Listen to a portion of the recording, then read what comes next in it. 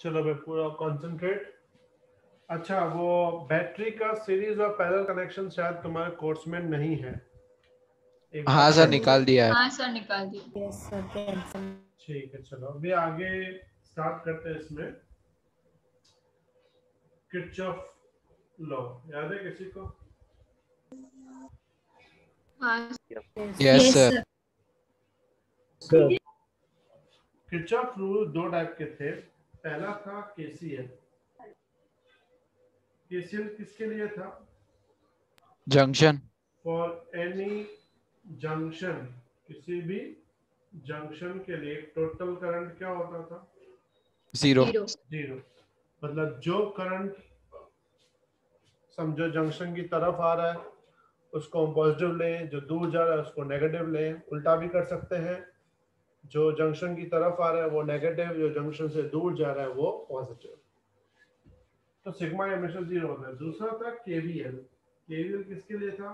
For any loop. Close loop. For any loop यानी close loop, sigma V is equal to zero. Zero. अब इसके लिए कुछ conditions होती थी, जैसे कि हम बात करें बैटरी का माइनस प्लस। अगर हम लूप में ए से बी जा रहे हैं प्लस तो हम लेंगे प्लस बी। वी। लेकिन अगर हम इसी में बी से ए आ रहे हैं तो क्या लेंगे हम? माइनस। Minus we. सिमिलरली अगर हम इसी में रेजिस्टेंस की बात करें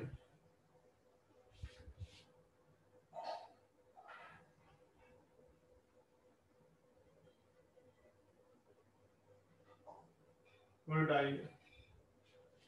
दिख रहा है सबको? Yes sir. Yes sir. Yes. इसमें अगर हम ए से बी जा रहे हो माइनस आई आर। तो हम लेंगे माइनस आई आर।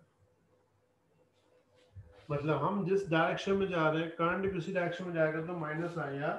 अगर हम बी से ए जा रहे हैं तो plus I R. Plus I R. आज के दिन में तुम्हें इसकी प्रैक्टिस करनी पड़ेगी, क्योंकि टेक्स्ट बुक में ऐसे 4 या 5 सम होंगे जो थोड़े बड़े सम्स हैं। बड़ा सम जो है वो प्योर डिपेंड करता है तुम्हारी प्रैक्टिस पे, क्योंकि अगर वो 4 मार्क में क्वेश्चन आ जाता है तो तुम्हारे लिए 4 मार्क बोनस बन जाएंगे अगर तुमने इन सम्स की प्रैक्टिस की है। और कंफर्मेशन है एक सम इसका जरूर आएगा। तो आज के दिन में उन सारे सम्स की एक बार प्रैक्टिस कर लो। बाय चांस कोई डाउट आता है तो मुझे डाउट मैसेज करो कौन से नंबर का, तो मैं रात को तुम्हें वो डाउट क्लियर करवा दूंगा। लेकिन आज के आज किरचॉफ का सब कुछ खत्म कर देगा।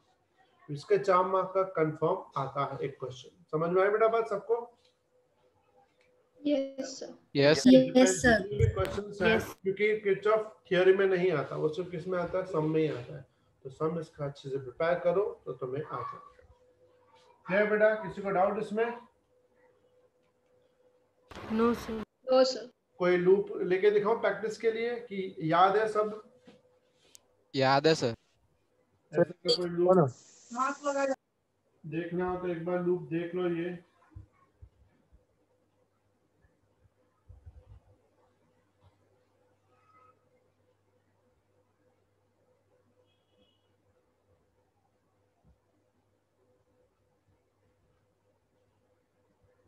ये समझो कर्ण यहाँ से स्टार्ट हुआ आई, यहाँ जाके 2 पार्ट, एक हो गया आई 1, एक हो गया आई 2, और वापस यहाँ मिलके वापस हो गया आई। ठीक है, तो हम इसमें लूप जो है वो अपनी मर्जी से पसंद करते हैं कोई भी। हम यहाँ नाम दे दूं A B C D E F, कोई भी एक लूप ले लो। समझो हम लूप ले रहे हैं ए बी ई एफ ए।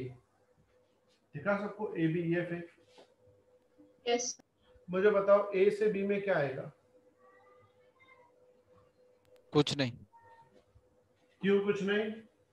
क्योंकि सिर्फ अकेला रेजिस्टेंस नहीं। रेजिस्टेंस उसके साथ नहीं है। चलो बी से ई में क्या आएगा? Minus I one R two. Minus I one R two. Why minus? Because we are in the same direction with current. अच्छा, ई से एफ में कुछ नहीं। कुछ चलो नहीं। अब ये करंट है ना यहाँ भी जा रहा है, तो एफ से ए में पहले क्या आएगा? Minus Resistance. IR1 पीछे क्या आएगा? Plus V. Plus V1। Is equal to 0। समझ में आई सबको बात? Clear everyone? Yes sir. तो मेरे ख्याल से किरचॉफ Yes. में कोई अभी दिक्कत नहीं है, लेकिन जब तुम न्यूमेरिकल्स करोगे तो पॉसिबल है दिक्कत आए। क्यों दिक्कत आ सकती है? क्योंकि उसमें कम से कम 3-3 या 4-4 इक्वेशंस बनती हैं और उन इक्वेशंस को सॉल्व करना होता है। तो मेहरबानी करके अपना पूरा माइंड आज यूज करना, पूरा माइंड लगा के देखना क्या निकलता है। कुछ डाउट हो तो रात को जरूर मुझे मैसेज कर देना, भूलना नहीं, क्योंकि ये तुम्हारे 4 मार्क बोनस टाइप के मार्क है। इनमें से क्वेश्चन आता है, बोनस मार्क है तुम्हारे। क्लियर? किसी को डाउट? No, sir. तो नो ये सर। था किरचॉफ, और किरचॉफ पे डिपेंडेंट कुछ टर्म्स थे। सबसे पहले आता है व्हीटस्टोन ब्रिज। है सर्किट में कि निकाल दिया उसको भी? मतलब कोर्स में है? रखा है। रखा है है sir. सर. चलो उसको थोड़ी इज्जत दिए। हाँ तुम तो रहो।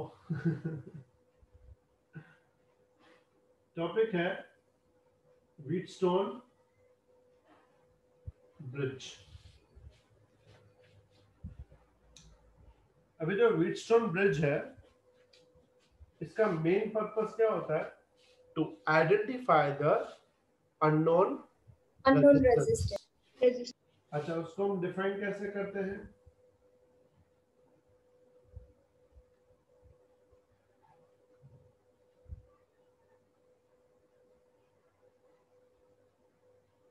R1, R2, R3 और R4। यहाँ से करंट आई जाता है, इसके दो पार्ट हो जाते हैं, I1 और I2। और हम लोग इन दोनों पे समझो, यहाँ नाम देता हूँ A, B, C और D। तो हम B और D का पोटेंशियल, मतलब इस सर्किट को ऐसे सेट करते हैं जैसे B का पोटेंशियल और D का पोटेंशियल सेम हो जाए। अगर B और D का पोटेंशियल सेम हो जाएगा तो जो बीच वाला रेजिस्टेंस है R5, इसमें से जो करंट पास होगा वो 0 होगा। मतलब बीच वाले में हम करंट पास होने नहीं देते। I1 सीधा इस तरफ, I2 सीधा इस तरफ, और इसका जो रिजल्ट निकलता है वो ये निकलता है कि ये सिचुएशन तब पॉसिबल होगी जब इन दोनों का रेशियो और इन दोनों का रेशियो क्या होगा? सेम होगा। समझ में आई बेटा बात? Yes, sir. दूसरी बात, यस सर। इस सर्किट का रेजिस्टेंस फाइंड करना तो कैसे करेंगे? ऊपर वाले दो सीरीज में, नीचे वाले दो भी सीरीज में, फिर आपस में क्या होगा? Parallel connection. हर एक व्हीटस्टोन ब्रिज जरूरी नहीं है ऐसा ही दिखे, उसके दिखने के बहुत से तरीके हैं। जैसे कि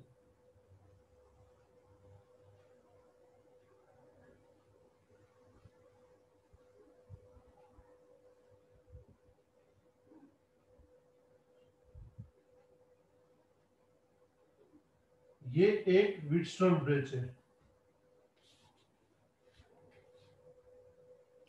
बता सकते हो कौन सा रेजिस्टेंस जो है वो R5 की जगह लेगा? ये R1 है, ये R2 है, ये R3 है, ये R4 है और ये R5 है। मुझे बताओ, जैसे यहाँ पे R5 रेजिस्टेंस 0 होता तो यहाँ पे किस रेजिस्टेंस की वैल्यू 0 होगी? मतलब किस रेजिस्टेंस में करंट पास R3। नहीं होगा? तो याद रखना इसमें वो R3 है। क्यों R3 है? क्योंकि जब यहाँ से करंट एंटर होगा तो इसके दो पार्ट होंगे, और जैसे ये करंट यहाँ जाएगा, ये करंट यहाँ जाएगा, तो इसके यहाँ पे दो पार्ट हो जाएंगे। तो R3 में टोटल रेजिस्टेंस जो है वो क्या हो जाएगा? 0 हो जाएगा। तो उस सिचुएशन में यहाँ क्या सिस्टम बनेगा? R1 by R2, R5 by R4। समझ में आई बेटा बात? Clear? Yes sir. Yes sir. मतलब जरूरी नहीं व्हीटस्टोन में से ऐसा ही दिखे, उसके बहुत से तरीके हैं। कौन तरीका भी होता है वो देखो एक बार।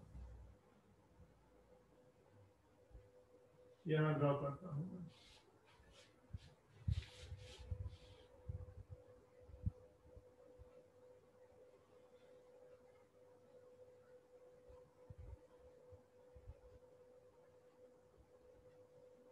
ये भी एक व्हीटस्टोन ब्रिज है।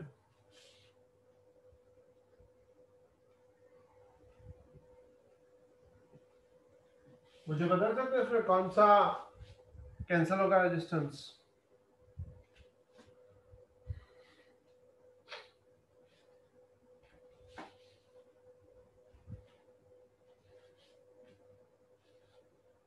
R2 R2 से कैंसिल हो जाएगा। Very good. इसमें R1 और R5 सीरीज में होंगे और R4 और R3 सीरीज में होंगे। फिर इसका ही दूसरा पोर्शन ऐसा भी आता है, एक रेजिस्टेंस यहाँ से, एक यहाँ से, तो ये इजीली समझ में आ जाता है। बात समझ में आई इतनी? मतलब हमेशा ये कोई व्हीटस्टोन बोलेंगे जरूरी नहीं है, वो घुमा के कुछ भी कर सकते हैं। बस तुम्हें फोकस करना है कि करंट पास करने के बाद वो कैसे डिवाइड हो रहा है। क्लियर? Yes sir. किसी को भी डाउट यहाँ तक? No sir. ठीक है, इसको अच्छे से पहले देख लो, कुछ लिखना हो लिखो, स्क्रीनशॉट ले लो, समझ लो, डाउट हो तो निकालो, फिर मैं आगे बढ़ूं।